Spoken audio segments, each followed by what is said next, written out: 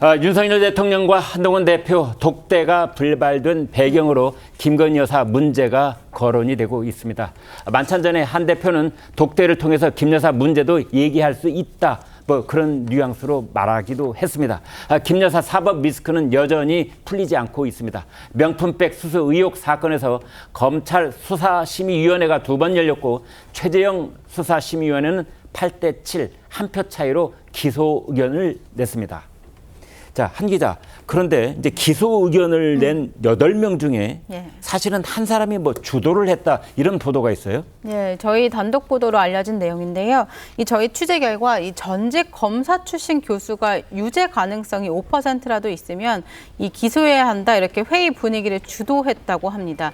8시간 논의 끝에 검찰 수사심의위원회는 이 명품백이 청탁 목적이라는 이 최재형 목사 측의 주장을 받아들였습니다. 15명의 심사위원 투표에서 기소 8명, 이 불기소 7명으로 아슬아슬하게 결론이 났는데요. 이 부장검사 출신 심의위원이 5%라도 이 유죄 가능성이 있으면 이 기소하는 게 맞다 이렇게 회의에서 강하게 주장을 하면서 이제 분위기가 갔다고 합니다. 결국 지난 6일에 김 여사 수심위가 이 청탁 목적이 없었다면 불기소를 권고하는 것 이렇게 결론을 냈던 것과 180도 다른 의견이 나온 건데요. 네. 그렇다 보니까 이 같은 사건을 놓고 정반대 결론을 내는 이 수사심의 제도 자체에 대해서 이 사법 안정성에 맞냐 이런 비판까지 나오고 있는 상황입니다. 이 주는 사람은 직무 관련성을 따지지 않고 받는 사람은 꼭 관련성이 있어야 처벌하는 이 청탁금지법의 미비점 이 문제도 지적이 나오고 있습니다. 네. 양은경 변호사님, 수사심의위원회 사실은 이 문제가 불거졌을 때부터 그런 의견들이 있었는데요. 이제 일반 국민들도 수사심의위원회에서 기소 의견 내면 나는 수사심의위원들이 잘못 뽑혀서 이렇게 된 것 같다. 네. 다시 열어달라.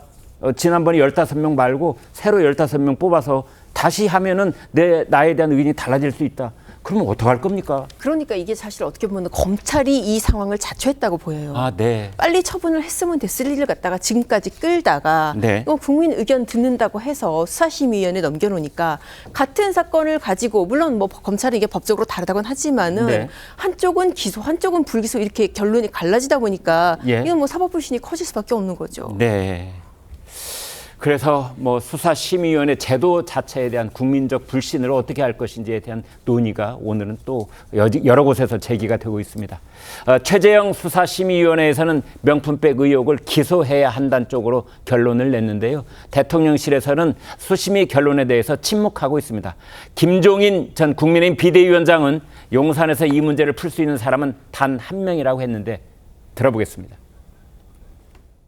총괄선대위원장을 맡아가지고 있을 적에 김건희 여사의 사과 문제를 가지고서 가장 친한 친구들을 2분을 내가 한번 보자고 해가지고서 이 문제를 좀 해결을 하는 게 어떠냐 물어보니까 그 사람들도 자기네들은 그건 절대 못한다고 그러더라고. 후보한테 설득을 어떻게 해가지고서 사과문이라는 걸 한번 발표한 적이 있는데 얘기를 갖다 할 수 있는 사람이 없을 거예요. 예. 그거를 할 수 있는 유일한 사람은 대통령이라고. 자, 윤 위원장님, 김종인 위원장이 결국은 대통령이 이 문제를 어떻게 생각하고 있을까가 핵심이다 그랬는데 동의하십니까? 그러니까 사과 문제요. 예. 지금 방금 이제 얘기한 그 부분 이어서 말이죠. 그러니까 사과 문제는 이제 많은 분들이 국내심 내에서도 많은 분들이 사과는 필요하다. 시점에 대해서 각기 의견이 다르지만 왜냐하면 이게 이제 법적인 그 재단이 끝난 뒤에 이게 기소가 되든 불기소가 되든 어쨌든 명품백을 받은 장면이 국민께 송출된 건 맞잖아요. 그렇기 때문에 거기에 대한 당사자 입장 표명은 분명히 있어야 될 것 같다라는 의견들이 많고요. 저 또한 거기엔 동의합니다. 다만 수사심의 결론과 관련돼서는 저 부분에 대해 대통령이 사실 관여할 수 있는 장치나 제도나 루트는 없어요. 그러나 이제 수사심의위원회들이 보통 민간인들이 많이 들어가기 때문에 법률 전문가가 아니고. 네. 그러나 이제 2번째 수사심의에서 저렇게 결론 내린 부분은 완전히 부당한 건 아니라고 보는 것이요. 법이 조금 잘못되어 있는 부분이 없잖아 있어요. 네. 예를 들면 배우자가 처벌 못해도 공직자에게 1회 100만 원 내지 1년에 300만 원을 주게 되면 그렇게 되면 그 준 사람은 처벌돼요. 네. 거기에 준 상대방이 공직자가 아니고 배우자라 하더라도. 그러니까 공직자나 배우자에게 그런 행위를 한 사람도 처벌 대상이 되기 때문에 그걸 이제 검찰은 판례 및 입법 체계상 해석을 했던 것이고요. 거기서 아마 심의위원 중에서 이걸 처벌돼야 된다라고 본 분은 그 법리에 충실해서 해설한 거기 때문에 저는 검찰이 이분의 의견도 그렇게 무시할 부분은 아니다. 그냥 법리대로 가면 되는 거죠. 본인들이 만약에 판례상 그렇게 해석이 되면 불기소하고 저분이 주장한 것처럼 법 문헌에 충실해야 되겠다 그러면 기소하고 이것이 불일치됐다고 해서 검찰 잘못이 아닌 거거든요. 네. 그것은 입법에 조금 문제가 있다. 그렇게 보면 검찰이 고민을 오래 할 필요는 없다. 오래 하게 되면 이게 정무적 감각이 도입된 거 아니냐라고 오해할 소지가 있기 때문에 오늘 중으로 결론 나오겠습니까? 저는 오늘 중으로 결론 내야 된다고 봅니다. 네. 자, 최 교수님. 네. 10월 달에 들어가면 이제 국정감사가 정기 국정감사가 시작이 되는데 법사위의 증인들 명단이 다 나왔더군요. 100명 가까이 되는데 그중에서 김건희 여사 들어있고 대통령의 장모인 최은순 여사가 들어있어요. 어떻게 보십니까? 당연히 그 민주당으로서는 국정감사 증인에 포함시키겠죠. 그 두 분을. 네. 그리고 증인도 너무 많긴 많아요. 항상 이제 지적되는 문제긴 한데 네. 국감 때마다. 예. 그런데 지금 야당은 물론이고 특히 야당이 지금 이제 대여 관계에서 이 여권을 보는 관점에서 이 김건희 여사 이 가족을 가장 약한 고리로 보고 있는 것 같아요. 네. 아닌 게 아니라 지금 김건희 여사에 관련된 이슈가 너무 많아요. 지금 명품백 관련도 있죠.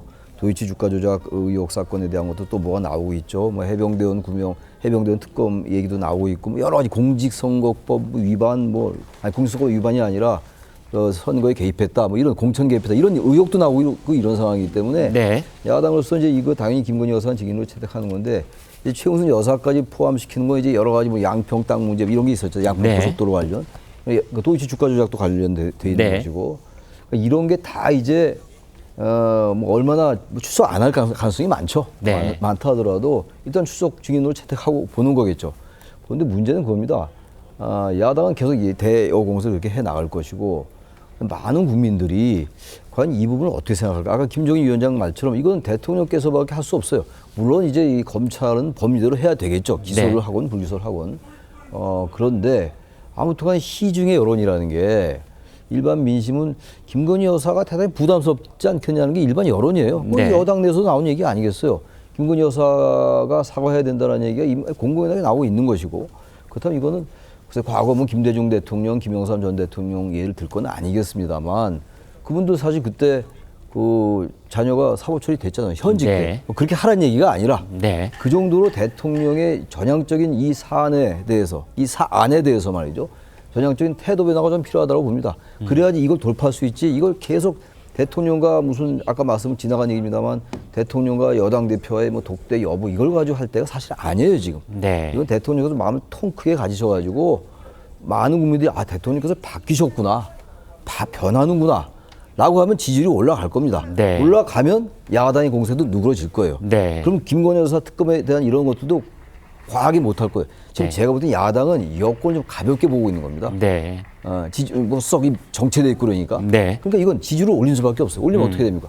민심의 눈높이에 반응해야죠. 눈높이에 반응은 간단해요. 많은 국민이 생각하는 거에 대해서 조응하는 거예요. 근데 그게 안 되고 있는 거죠.